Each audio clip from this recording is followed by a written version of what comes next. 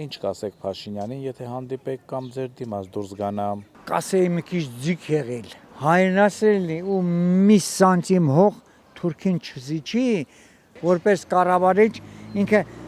այն աստիճանի զգոնությունը ու ձգությունը չունի, իրան ներկայացնել կանգնեմ, ես կորցնելու բան չունեմ, ես կյանք սապրած մարդ եմ, նույն ձևի իրան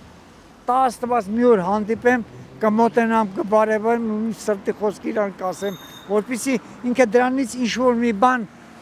փոխի իր էության եւ բնավորության մեջ։ Ես կողքաններ բարևել չեմ դտում գետամ։ Ոնց չեմ ճանաչել։ Տելեզուն եք ճամոնը ջարդեմ, մի հատ խլամ տելեզուն եք ջարդեմ, որ դեռ չարլի։ Ինչ ասեմ դա։ Կասեմ սուդասան ախպեր։ Թուրքի մարդ ախպեր, Թուրքի ագենտ է։ Ոչ իմանում որ իրանց կազմը, սա Ալեն Սիմոնյանը խոսում, Ադրբեջանը մեր ղեյոբանն է։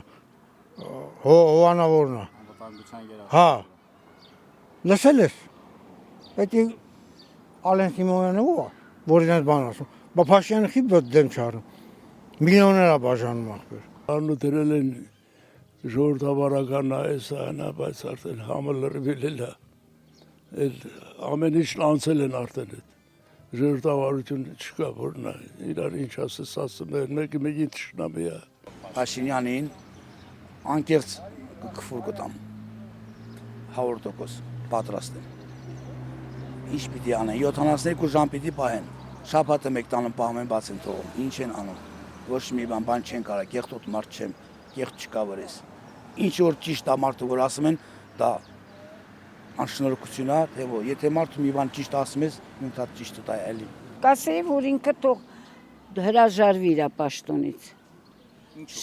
Որովհետև ինքը ժողովրդի նկատմամբ լավը չի։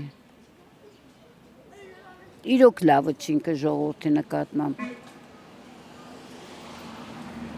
Ինքը որ կանգնում է բարձր արտահայտվում է, որ եթե ինձ չընտրեն պատերազմա լինելու, դա չարտահայտություն է անում։ Վախացնում է ժողովրդին, որ վախելով վազենք իրան ընտրենք, բոլորովին։ Ինքը փոխանակ փաղակ շանքով խոսեց, մենք ինչ չընտրենք պատերազմա լինելու։ Դա չուծի մատում է տալի։ Ոչ մեկն էլ իրան չեն ընտրի, ոչ մեկը։